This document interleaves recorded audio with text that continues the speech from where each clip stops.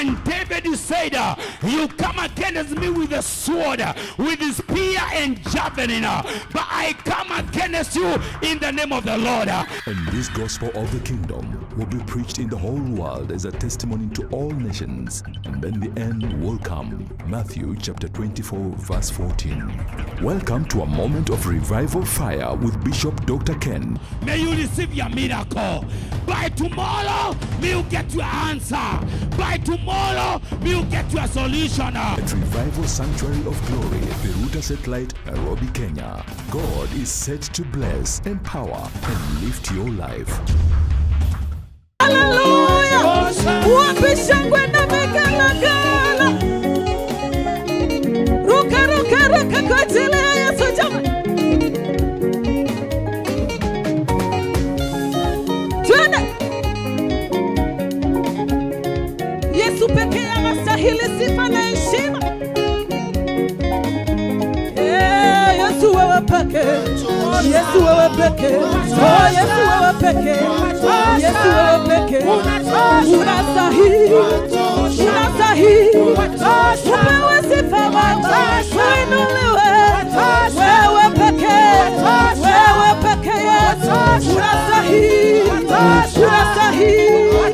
Unastahili Baba. Unastahili. Wapishangwe na vigalagala. Lift Jesus high. Lift Jesus high. Lift Jesus higher. Lift Jesus higher. Luwe, luwe, luwe. Luwe Yesu luwe. Wapishangwe na vigalagala. Teremuka, teremuka. Teremuka, teremuka. Teremuka, teremuka. Teremuka, teremuka. Teremuka, teremuka. Teremuka, teremuka. Aya panda, panda, panda, panda, panda, panda. Aya wapishangwe na vigalagala.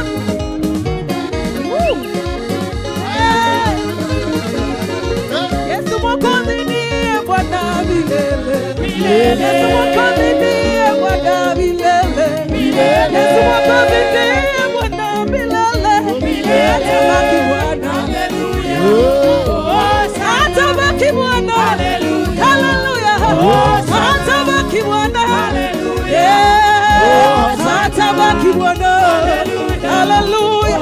Atabaki Bwana. Hallelujah. Atabaki Bwana. Hallelujah. Atabaki Bwana. Yes, atabaki Bwana. Yes, atabaki Bwana. Yes, atabaki Bwana. Hallelujah. Ruka, ruka, ruka, ruka, ruka, ruka, ruka, ruka, ruka, ruka, ruka, ruka. Tumurukie Bwana. Tumurukie Bwana. Ruka, ruka, ruka, ruka, ruka, ruka. Shangwe na vigelegele kwa Bwana Yesu. Kwa Bwana Yesu. Shangwe na vigelegele kwa Bwana Yesu. Shangwe na vigelegele kwa Bwana Yesu. Shangwe na vigelegele kwa Bwana Yesu. Shangwe na vigelegele kwa Bwana Yesu. Shangwe na tumuinue kwa Bwana Yesu. Shangwe na vigelegele kwa Bwana Yesu. Hallelujah. Amen. Amen. Nafasi hii ni ya kusikia neno la Bwana. Naomba kwa shangwe na vigeregere, weka mikono pamoja kwa shangwe na vigeregere. Nisaidie kumleta askofu aweze kuendelea. Shangwe na vigeregere kwa Bwana Yesu. Amen. Amen. Thank you so much, pastors. May God bless you. Praise and worship. Thank you. May God bless you. Asanteni sana. Today I want us to tackle now what Apostle Paul spoke about the future things. Got together with me in the book of 1 Corinthians chapter number 15. God willing, I will tackle this chapter. And I know God is going to bless us. And in this service, first service, I want to talk in part number 7. If you like, you can like part number 7. So you may be able to know where we are. And I'm talking about something I call resurrection of Christ. Resurrection of Christ. What was its meaning? What was its significant? What did the resurrection of Christ entail to us? What did it mean? Ilimaanisha nini? So today we are going to look at the resurrection of Christ. And the resurrection of Christ in this service, and the Lord God is going to bless us. So you can write, we are in part number 7 and this service, and you are talking about resurrection of Christ. Resurrection of Christ. I begin from verse number 1 as we go down. The Bible say, now brothers. Can somebody say brothers? When you see the word brothers in the Bible, it represents the saint. It represents the believers. It represents the church of Christ. That means this portion of scripture, it is not for unbelievers, it is for believers. Hallelujah. It is for the saint of God. It is for you and me. So this portion of scripture, it is not for those who do not know the Lord. It is for those who know Christ, those who know the Lord. And the Bible says, now brothers, I want to remind you of the gospel I preach to you, which you received, on which you have taken your stand. By this gospel you are saved, if you hold firmly to the word I preach to you. Otherwise you are believed in vain. I want to thank God. This is Apostle Paul.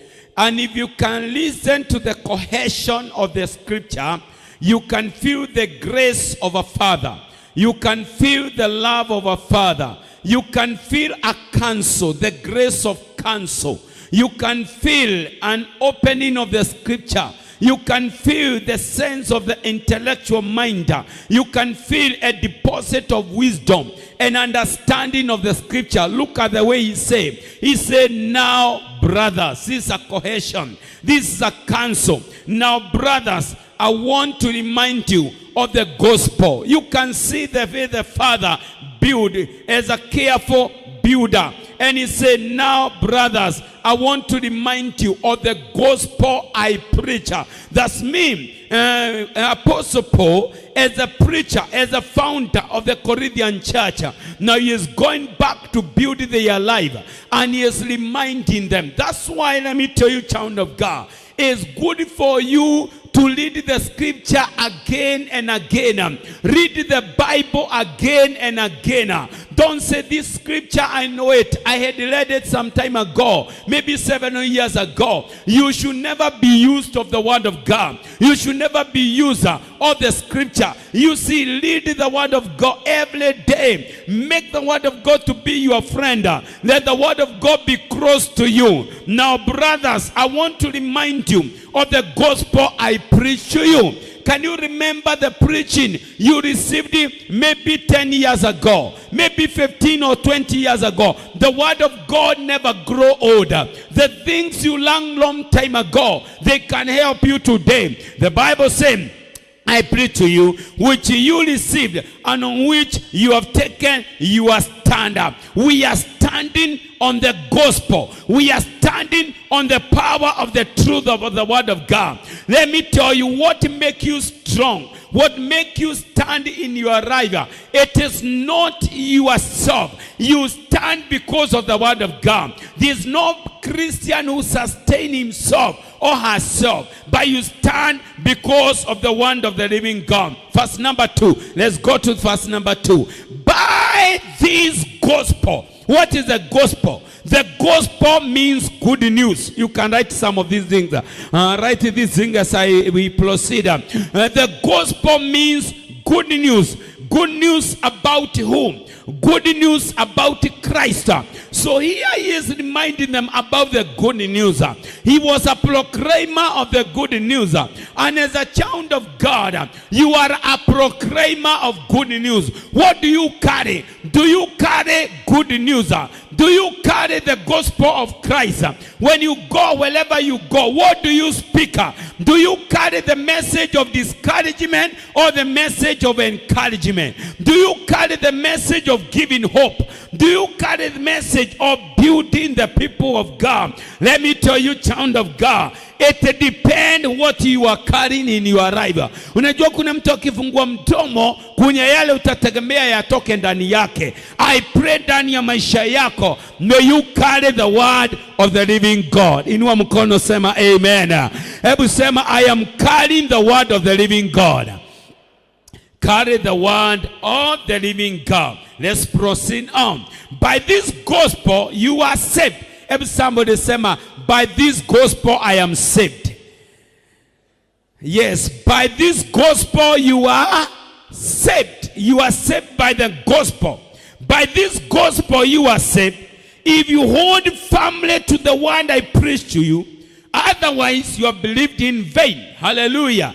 Otherwise, do you know, there are people who began with the right gospel, but they ended with the wrong gospel. You remember Apostle Paul rebuking the church of Galatia, and he asked them, you Galatians, who have bewitched you? Before your very eyes Christ was crucified. You began in the spirit, but you are ending now in the flesh. And that is where we have the problem in the church. The church began well. Many believers began well. They began in the spirit. They began in the fear of God. They began as committed intercessors, as committed prayer warriors. They began in the fear of God. They began in righteousness. But many, they end up kwa kumzoea Mungu. They become used of God. Wanaona kama wamemzoea Mungu, wamemjua Mungu, wamejua. Let me tell you, you can never know God enough. I wish you can write that down. Hallelujah. I'm here to teach you the word of God. Usione kama I'm taking, yani tu nasikiliza. Take note. Takusaidia hata ukizeeka. When you are older. Hallelujah. You can never know God enough. You can never know God enough. Unajidanganya. Ukisikia mtu anasema ninajua Mungu ya kutosha. He is a mystery. Ni maajabu. Mungu ni magegania. You know, maajabu ni kitu ukiangalia sai inakushangaza. Ukiangalia this other time inakushangaza. You know, God is a mystery. You can never know God enough. That's why you come to church every Sunday. Otherwise, ungejua God one Sunday and it will be enough for you. You can never know God enough. You can never have enough of God. The more you know him, the more you desire to know him. The more you know God, the more you marvel at him. I wish you are right in this point. The more you know God, the more you marvel at him. Maandiko nasema maraika wakimuona Mungu wanapata wimbo mpya, wanamshangaa. Look in the book, ukiangalia in the book of Revelation, wakimwangalia Mungu, Biblia inasema wanainamanga, wakiinuka wanaona maajabu. Wanainama, wakiinuka wanaona maajabu. Wanainama, wakiinuka wanaona maajabu. Ukisikia mtu sasa hana ile urge ya kumtafuta Mungu zaidi, yani ya kuomba, ya kusoma neno, huyo mtu anaanza kupata what we call spiritual backsliding, which is very sensitive. You should have a desire, a hunger and a thirst for God. Hebu andika hiyo. I should have a hunger and a thirst for God every day. Kuwa na njaa ya Mungu. Have a hunger for God. Have a thirst for God. Yani unakuwa na kiu, unakuwa na njaa, unakuwa na kiu. You have a hunger for God. You want to know him more. You want to have more of him. Unataka mjue zaidi. Unataka umwelewe zaidi. Unataka umusonge. I pray the church of the living God, as a proclaimer of the gospel, I am beseeching you by the mercies of God, desire to know God more.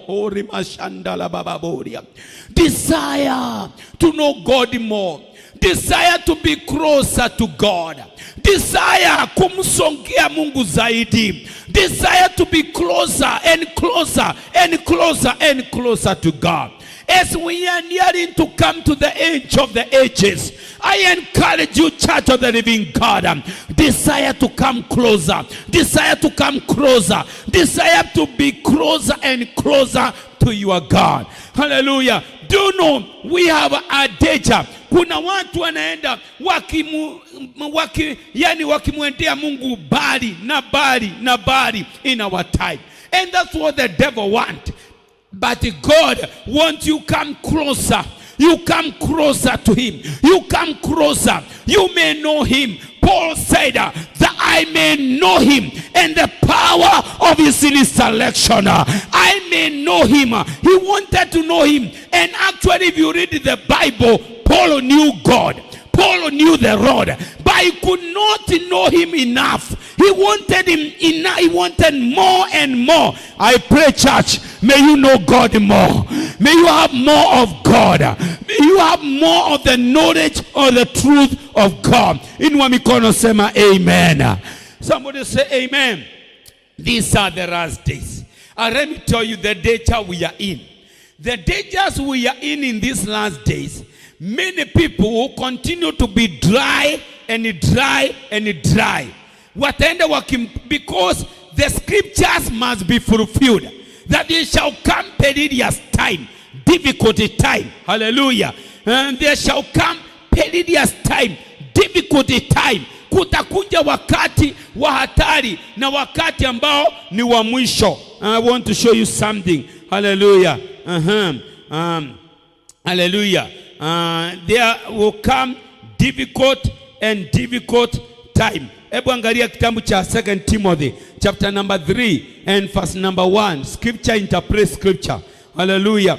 Look at 2 Timothy chapter number 3 and verse number 1. I show you the days we are living in, how terrible they are. Hallelujah. I am coming back to 1 Corinthians where we are. The Bible says, verse number 1. 2 Timothy chapter number 3. 2 Timothy chapter number 3. Unafungua haraka, we save time. The Bible says, but mark this. This is the same apostle Paul. Lakini mark this. Can you underline the word mark this? Kwani unaambiwa lakini jua hili. Lakini elewa hii. Lakini fahamu hii. Lakini tabua hii. Lakini yani ujue hili jambo. Ni nani anaandikiwa? You are the church of the living God. Ni wewe. But mark this. There will be terrible times in the last days. Let me ask you a question. Are we in the last days? Come on, answer me. Are we in the last days? Come on, church. Are you in the last days? Ni nani anaambiwa? Si ni wewe unaishi among the last days. Ni mimi na wewe tunaishi in the last days. But mark this. There will be terrible times in the last days. People will be lovers of themselves, lovers of money, boastful, proud, abusive, disobedient to their parents, ungrateful, unholy, without love, unforgiving, slanderers, without self-control, brutal, not lovers of the good, treacherous, rash, conceited, lovers of pleasure rather than lovers of God, having a form of godliness but denying its power, have nothing to do with them.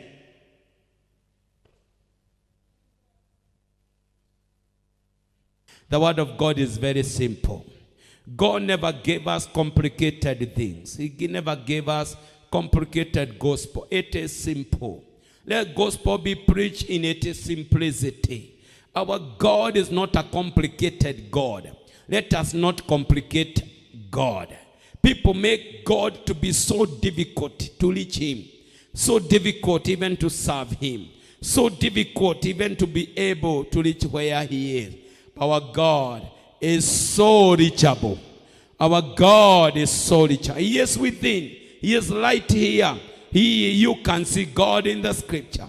The Bible says, by this gospel you are saved.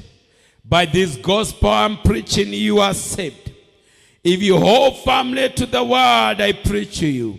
Otherwise, you are believed in vain. You are believed in vain. I'm talking about the resurrection of Christ. Why resurrection? Why was Jesus raised from the dead? Why was Jesus raised from the dead? I want you to have a question in your heart, in your spirit. Go to verse number 3. Let's get the answer where he was laid. The Bible says, for what I received, I pass on to you is of first importance. The first thing that you should know, it is why Christ was raised. He passed on to them as of the first importance. That Christ came, he died, he went to the grave, and he rose again. Because without resurrection, the gospel has no value. Without resurrection, the gospel has no meaning. That's why Christianity is different. The Bible says here, for what I received, I pass on to you as of first importance, that Christ died for our sins according to the scripture, and that he was buried, and that he was raised on the third day according to the scripture. I want you to take your pen and your Bible. Hallelujah. I want you to underline 3 key words there. Hallelujah. In your Bible. Hallelujah. The Bible says here, look at the 3 main pillars of our faith. The Bible says that Christ died for our sin. Underline the word, he died. He died. The reason he died for our sin. That is one of the foundation of our Christian faith. He died because of our sin. Others who died did not die for the sin of the people. They died because they wanted to come up with a religion, or maybe with a certain faith, or something with the followers. Number 2, he died for sin according to the scriptures. Underline, according to the scripture. He died to fulfill everything that was written in the law and in the psalm. Ile yote ilikuwa imeandikwa in the law, in the psalm, and in the prophet. In the prophet. Andika hiyo 3. Jesus died to fulfill all that was written. Number 1, in the law, and number 2, written in the book, in the psalms, and written in the prophecy. Written in the prophecy. Alikuja kutimiza hayo yote. Neno la 3 ninataka underline, and that he was buried. And in the word buried, there is a confirmation that Jesus died. He was put in the grave just the way everybody else died and is put in the grave. It happened. Kile yote ambayo ilikuwa imeandikwa. And neno la 4, and that he was raised. Underline the word raised.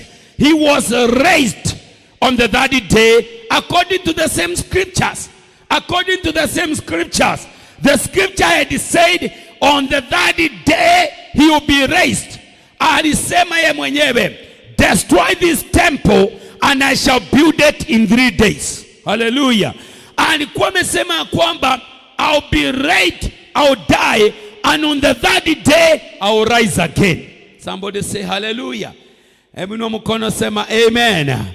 We are talking about Jesus, our Savior and our Messiah. The Bible says here, and he was raised on the 3rd day according to the scripture, and that he appeared to Peter. Underline the word appeared. He ni extra za kubuilda. He appeared. You know, that's a confirmation. Alionekana. Akiwa alionekana amekufa, akaonekana amefufuka. Akaonekana. And he appeared to who? Ebu angalia confirmation. Angalia Bible, fuata Biblia yako. He appeared to who? Number 1.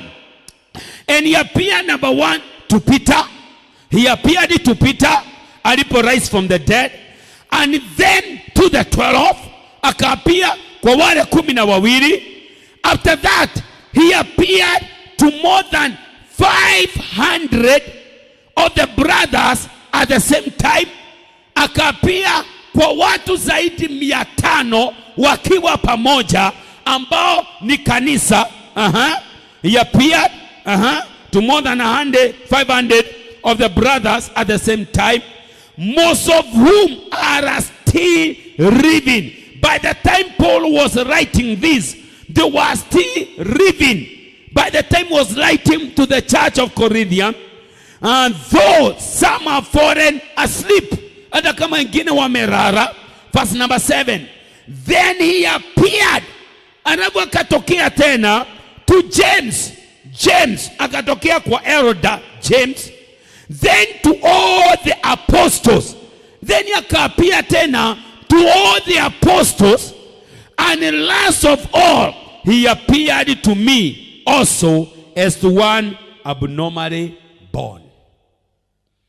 Because Paul hakuona kama yeye Kristo anaweza mtokezea. Let me tell you, our God values everybody. Our God loves everybody. There is nobody who is second class before God. We are equal before God. Jesus appeared. And what is written here in the scripture is a confirmation. Is a confirmation that Jesus indeed rose from the dead. He died and he rose again. Christ died. And last of all, he appeared to me also as to one abnormally born, because I persecuted the church. The same church that the Apostle Paul tried to eliminate, the same church he is now building. The same church alijaribu kuondoa, hiyo ndio church sasa anaongelesha hapa. Somebody raise one and say amen. Let's go on. The Bible say, a few minutes then nimalizie. The Bible say, then he appeared to James, then to all the apostles, and last of all he appeared to me also as to one abnormally born. Look at verse number 9.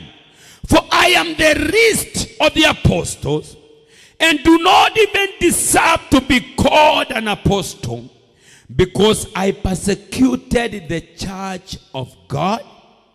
But by the grace of God, I am what I am. Nataka useme nyuma yangu. Sema, by the grace of God, I am what I am.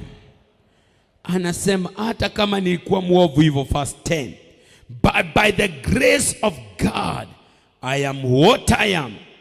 And his grace to me was not without effect.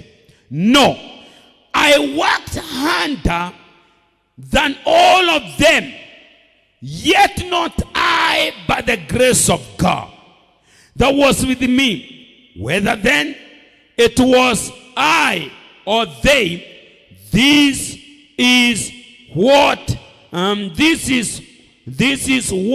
we preach, and this is what you believed.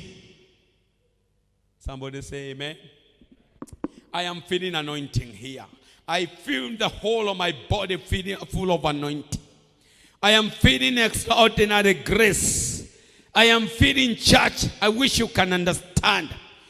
Christ is involved in what I am teaching. Christ is here. This is not ordinary teaching. This is not an ordinary preaching. I'm not here to fulfill my debt of preaching on a Sunday service. I am here to disclose the will of God. I'm here to reveal, to make the will of God be known. Hear ye, blessed are you, and blessed is what you are hearing. Blessed are your ears for what they are hearing. Many desired to hear, they did not hear. But what is hearing, what you are hearing is able to save you unto eternity. Because Christ rose again. Sasa shetani, do you know sahi hata ukiomba namna gani shetani hawezi okolewa? Already studied, judged. Already the verdict has been made. The judgment has been made. Because Christ rose, we have hope. Because Christ rose, yani Kristo alifufuka, tuko na tumaini la milele. Welcome to Revival Sanctuary of Glory with Bishop Dr. Ken and Mercy Ken at Riruta Satellite near Riruta Police Station every Sunday for Motivational Sunday services between 8 a.m. and 1 p.m. God will impact, bless, and lift your life. You are most welcome.